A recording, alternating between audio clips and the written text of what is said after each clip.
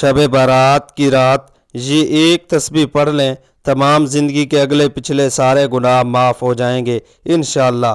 पूरे साल में एक बार मौका मिलता है। मोहतरम नाज़रीन, इस्लाम एक ऐसा दीन है जो इंसान को हर लम्हा अल्लाह ताला की तरफ पलटने, अपनी कोताहियों पर निदामत के साथ माफ़ी मांगने और अपनी ज़िंदगी को संवारने का मौका अता करता है। अल्लाह रब्बुल इज़्ज़त की रहमत इतनी वसी है कि वो बंदे को बार बार मौका देता है कि वो गुनाहों की दलदल से निकल कर हिदायत के रास्ते पर आ जाए। इन्हीं अजीम मौके में से एक मौका शब बारात की बाबरकत रात भी है, जो शबानुल मुअज़्ज़म की 15वीं रात को आती है। अवाम में ये बात मशहूर है कि इस रात एक ख़ास तस्बीह या इबादत के ज़रिए पिछले और आने वाले तमाम गुनाह माफ़ हो जाते हैं, लेकिन असल इस्लामी तालीमात हमें इस रात की रूह को समझने, इखलास के साथ इबादत करने और हकीकी तौबा की मुतवज्जा करती है।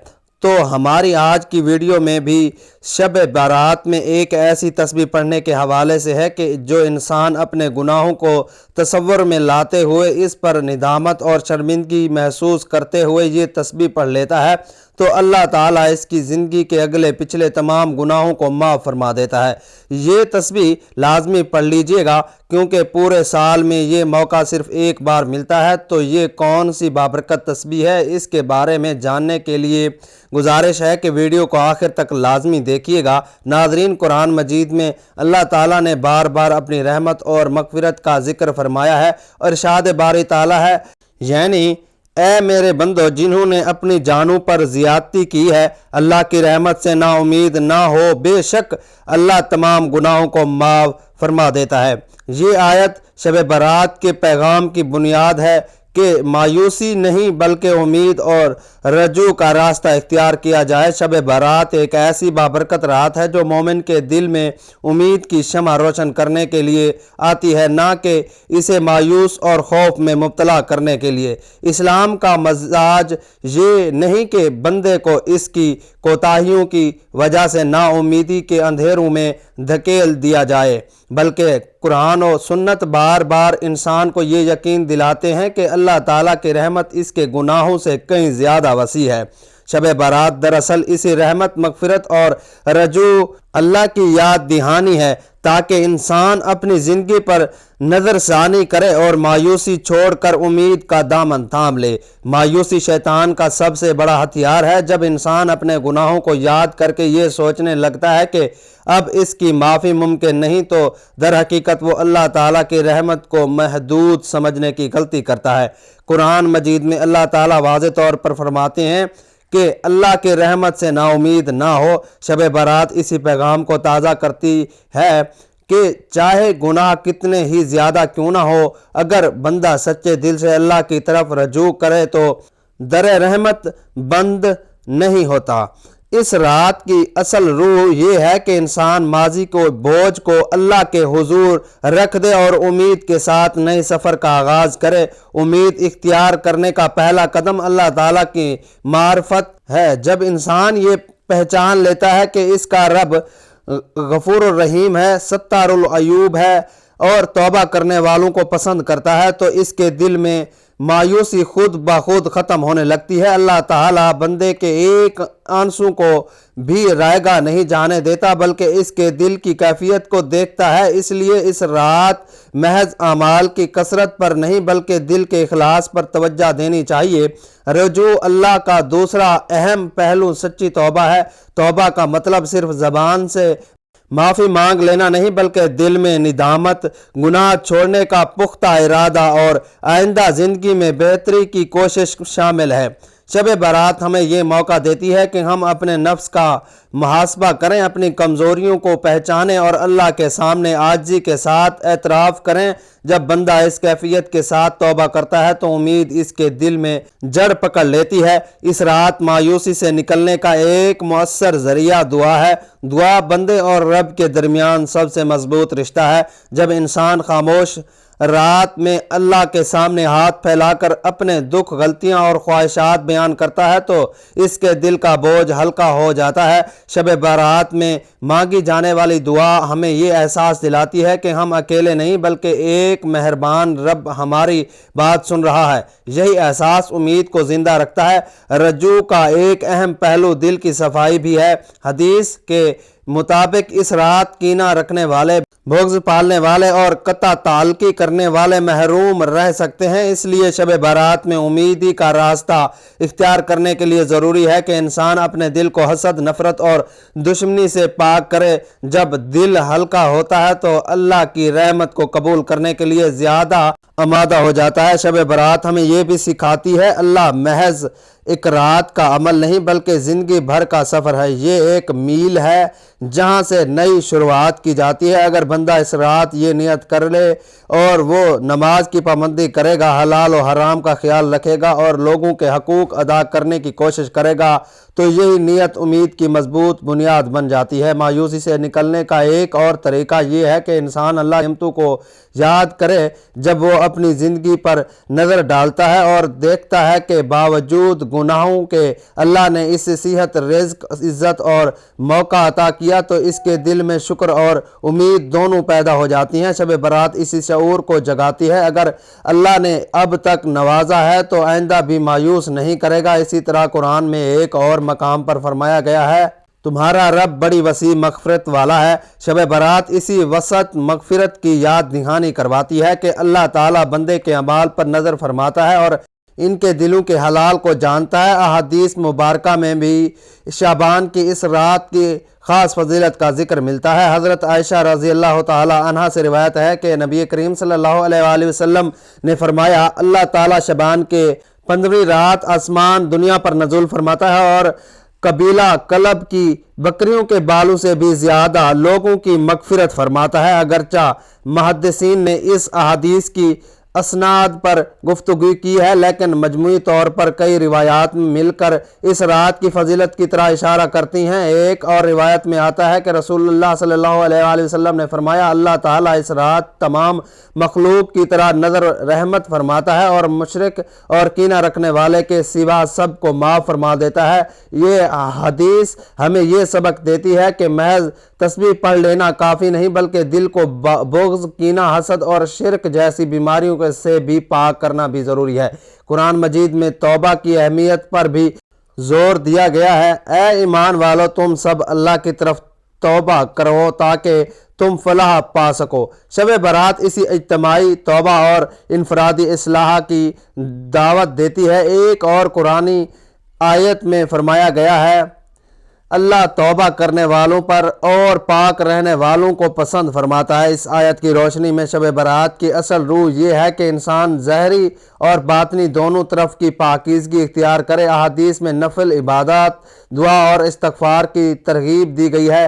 نبی کریم صلی اللہ علیہ وآلہ وسلم کا فرمان ہے کہ عقل مند وہ ہے جو اپنے نفس کا محاسبہ کرے اور موت کے بعد کے لیے عمل کرے۔ شب برات کا محاسبہ نفس کا بہترین موقع ہے کہ انسان اپنی پوری زندگی پر نظر ڈالے، پچھلے گناہوں پر ندامت کرے اور آئندہ زندگی کو اللہ کی مرضی کے مطابق گزارنے کا عزم کرے۔ ناظرین، شب برات چونکہ سال میں ایک مرتبہ آتی ہے اس لیے یہ ایک یاد دہانی ہے کہ زندگی تیزی سے گزر رہی ہے اور ہمیں اللہ تعالیٰ سے اپنا تعلق مضبوط کرنا چاہیے۔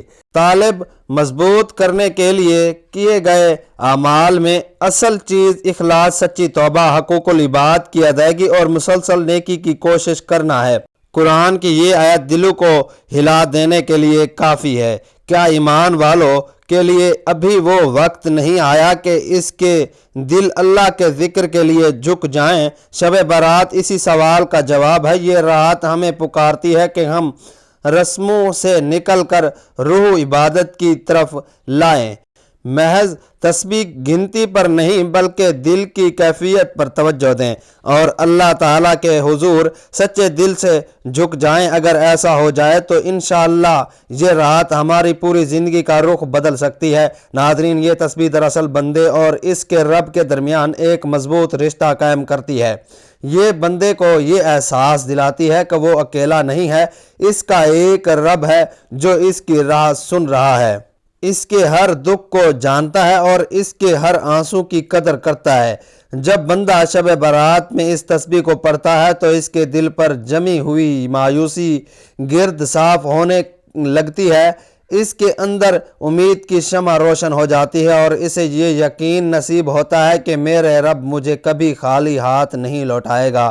دنیا کے خزانے ہوں یا آخرت کی نعمتیں، دونوں کا راستہ اللہ کے ذکر سے ہو کر گزرتا ہے۔ جو شخص اس تسبیح کو شب برات میں پڑھ لیتا ہے، اس کے رزق میں برکت آتی ہے، اس کے معاملات میں آسانی پیدا ہوتی ہے، اس کے گھر میں سکون اترتا ہے اور اس کے دل میں ایک عجیب سا اطمینان بس جاتا ہے جو دنیا کی کسی نعمت سے حاصل نہیں ہو سکتا۔ یہ تسبیح انسان کو عاجزی سکھاتی ہے، اسے اپنے رب کے سامنے جھکنے کا سلیقہ عطا کرتی ہے اور اس کے دل میں شکر گزاری کا وہ جذبہ پیدا کرتی ہے جو بندے کو اللہ کے مزید قریب کر دیتا ہے۔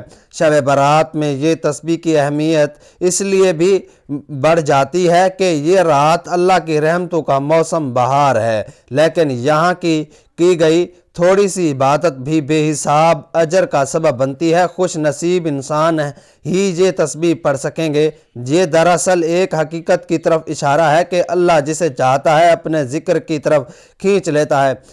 کتنے ہی لوگ ہیں جو زندگی میں سب کچھ رکھتے ہیں مگر ذکر الہی سے محروم ہیں، اور کتنے ہی ایسے ہیں جن کے پاس دنیاوی اختیار سے کچھ نہیں مگر ان کا دل اللہ کے ذکر سے مالا مال ہے۔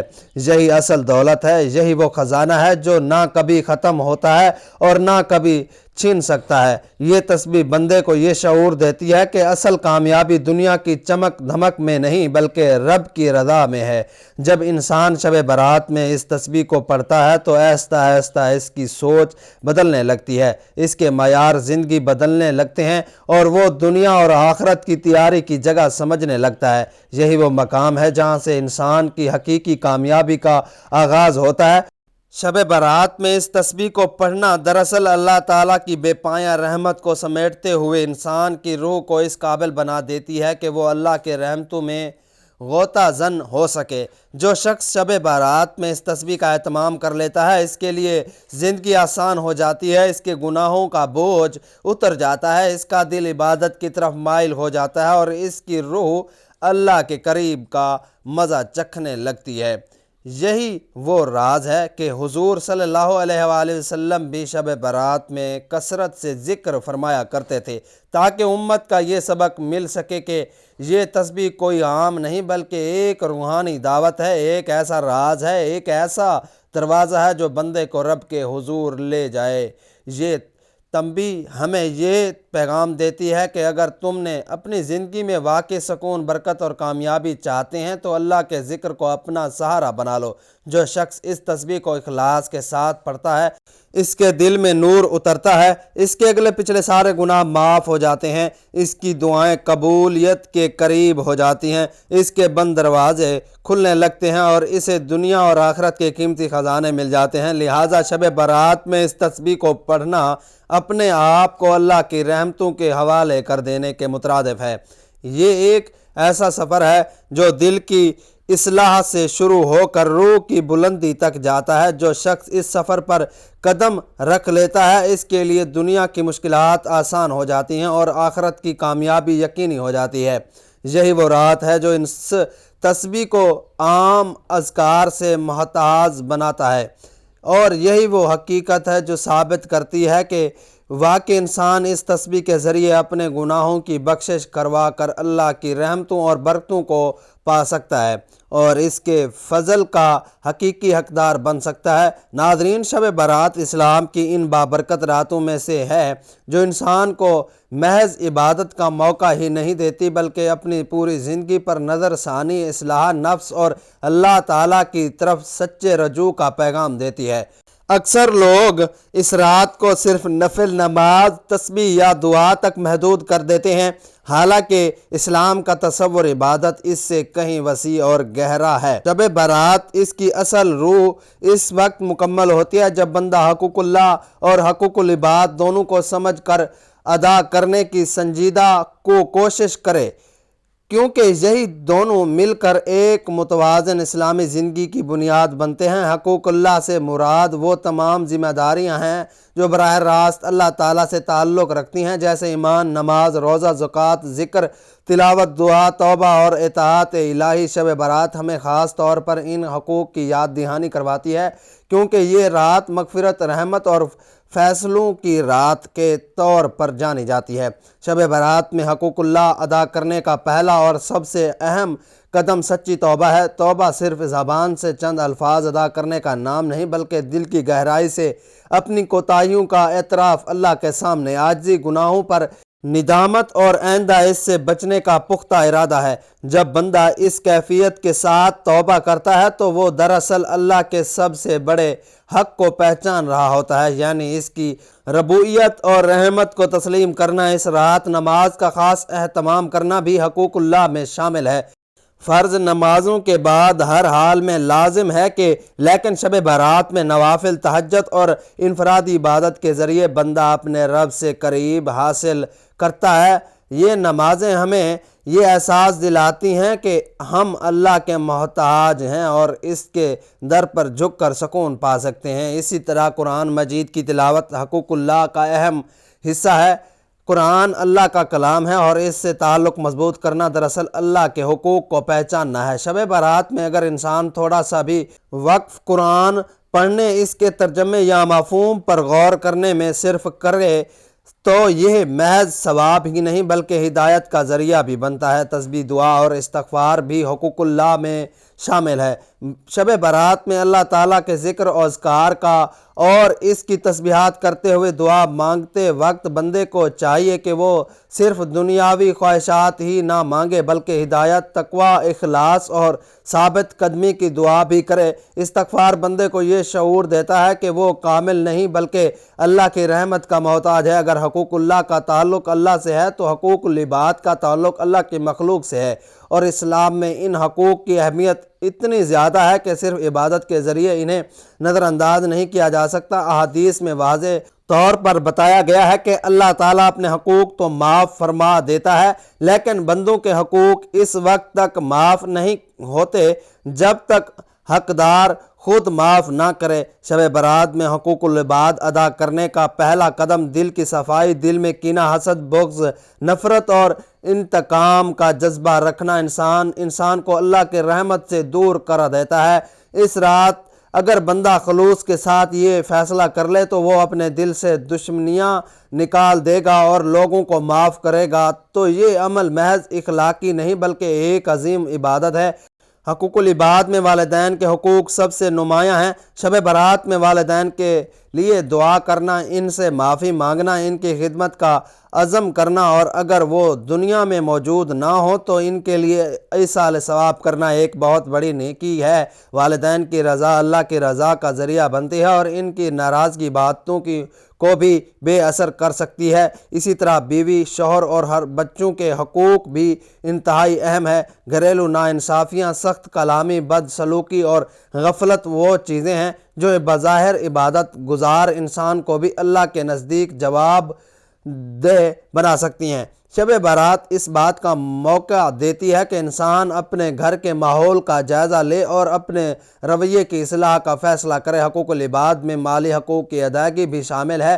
کسی کا قرض دبا رکھنا، جائز منافع، دھوکے دہی، ملازم کی اجرت روکنا یا وراثت میں ناانصافی کرنا ایسے گناہ ہیں جو محض نفل عبادت سے معاف نہیں ہوتے۔ شب برات میں اگر انسان یہ نیت کر لے کہ وہ قرض ادا کرے گا، حق واپس کرے گا یا کم سے کم اس کی سنجیدہ کوشش کرے گا تو یہی نیت اس کے اصلاح کا آغاز بن سکتی ہے۔ رشتہ داروں، پڑوسیوں اور معاشرے کی دیگر افراد کے حقوق بھی بہت اہم ہے۔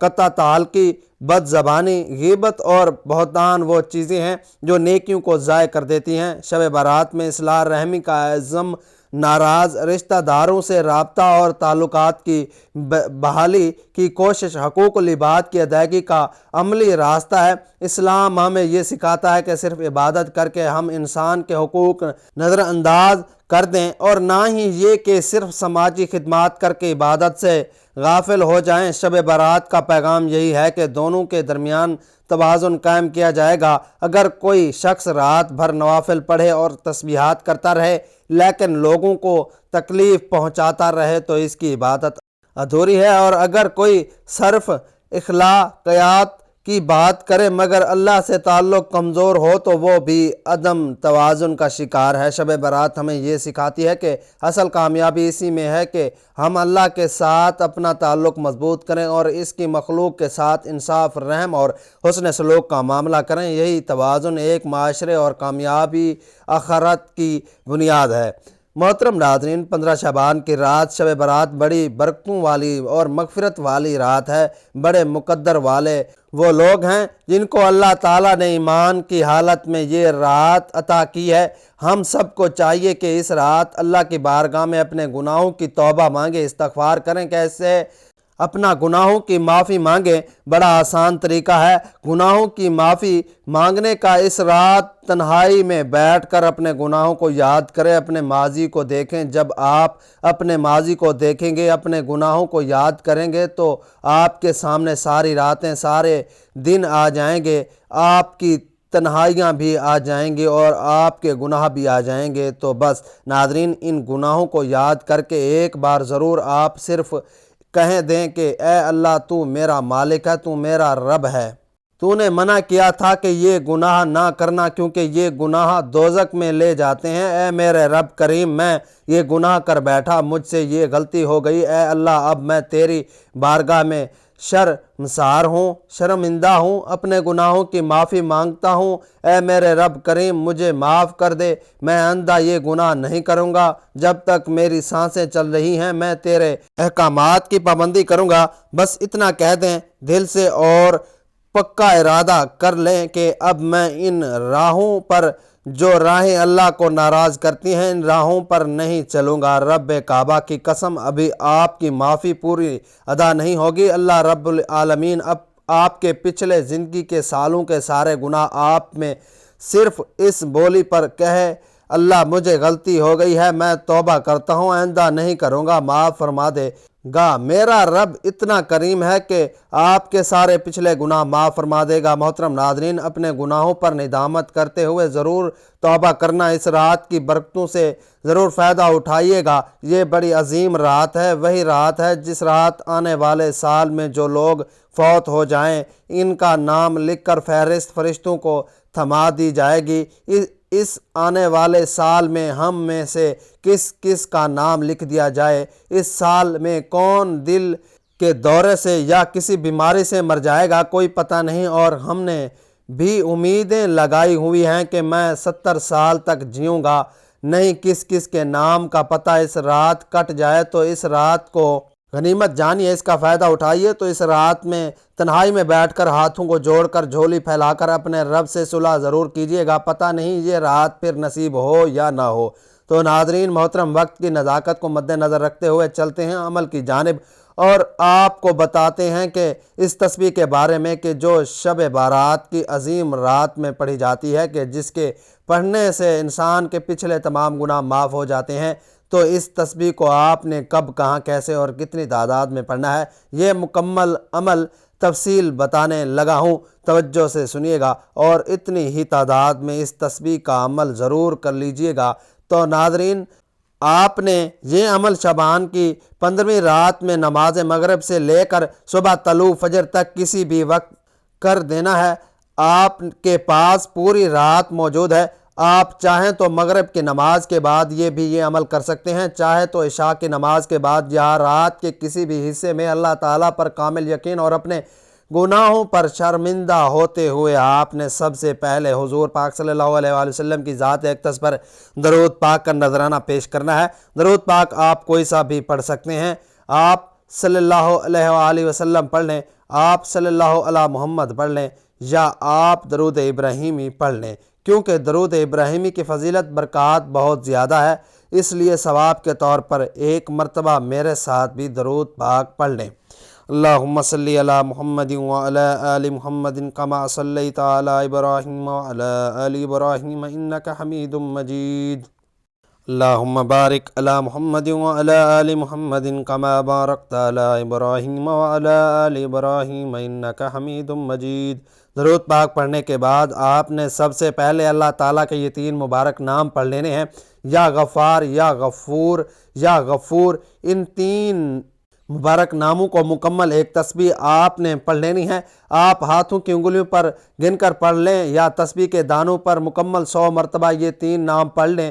تینوں کو ملا کر پڑھیں گے تو ایک شمار ہوگا، تو آپ نے اس کی مکمل ایک تسبیح پڑھنے کے بعد آپ نے 70 مرتبہ یہ کلمہ پڑھ لینا ہے، استغفر اللہ ربی من کل ذنب واتوب الیہ، یا علام الغیوب، یا ستار العیوب، یا غفار الذنوب، ولا حول ولا قوت الا باللہ العلی العظیم۔